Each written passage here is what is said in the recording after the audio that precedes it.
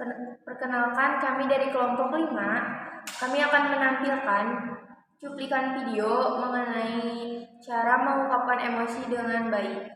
Sebelumnya, perkenalkan, nama saya Nabila Latifah Zahra. Nama saya Putri Nur Halimah. Nama saya Tifa Fariha Putri Kusuma. Baik, silakan menyaksikan.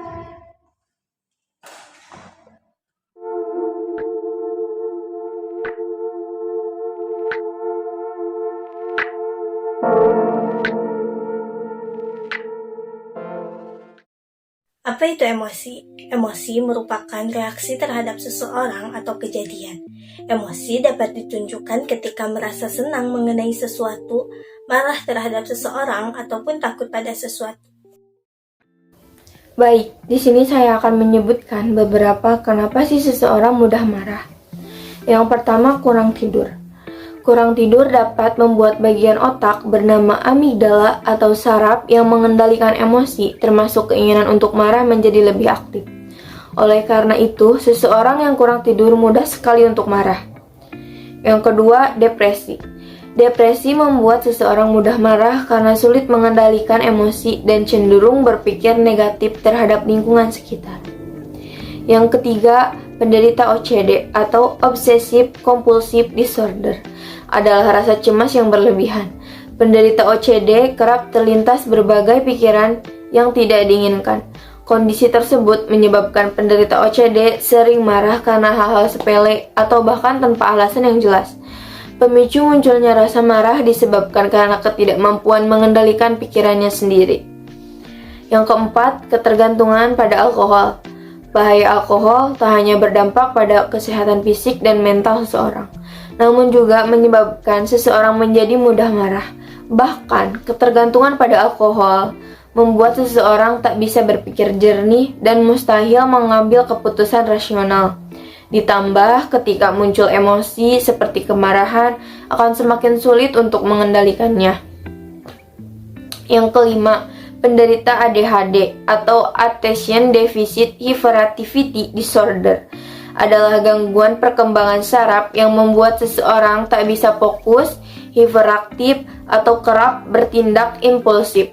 Penderita ADHD biasanya lebih sering marah karena hal-hal kecil dan merasa bahwa mereka tidak punya kontrol atas emosinya. Walaupun begitu, kemarahan mereka biasanya cepat mereda. Yang keenam, kepribadian ganda. Kepribadian ganda atau bipolar disorder bisa menyebabkan mood swing. Perubahan mood pada orang yang kepribadian ganda bisa berupa fase mania dan depresi. Saat berada di fase depresi, orang dengan kepribadian ganda menjadi mudah sekali marah. Yang terakhir, fase kesedihan. Mudah marah juga menjadi salah satu ciri tahapan kesedihan. Biasanya pemicunya adalah kesedihan mendalam seperti kematian atau kehilangan pekerjaan. Kemarahan bisa tertuju pada orang lain yang ada di sekitar atau bahkan benda-benda yang dianggap berhubungan.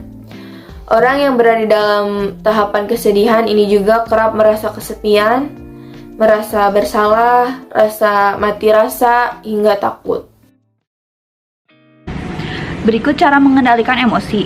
Yang pertama adalah menenangkan pikiran. Hal ini dapat dilakukan dengan cara menarik napas dalam-dalam, lalu hitung 1-10 di dalam hati.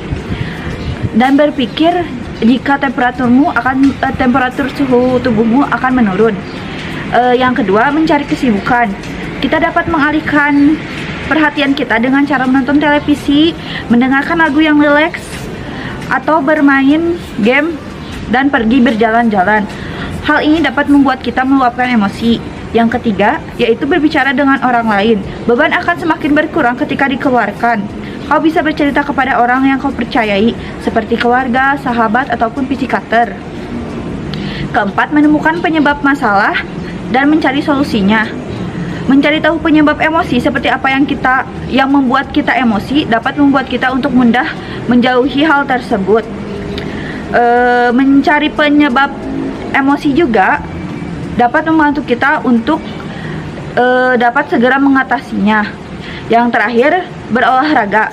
Berolahraga mampu meningkatkan energi dan menambah serotin di dalam otak. Serotin adalah hormon adalah hormon yang ada di dalam otak yang berfungsi sebagai modulator kapasitas kerja otak yang mencakup mengatur stabilisasi emosi, pemahaman, dan nafsu makan.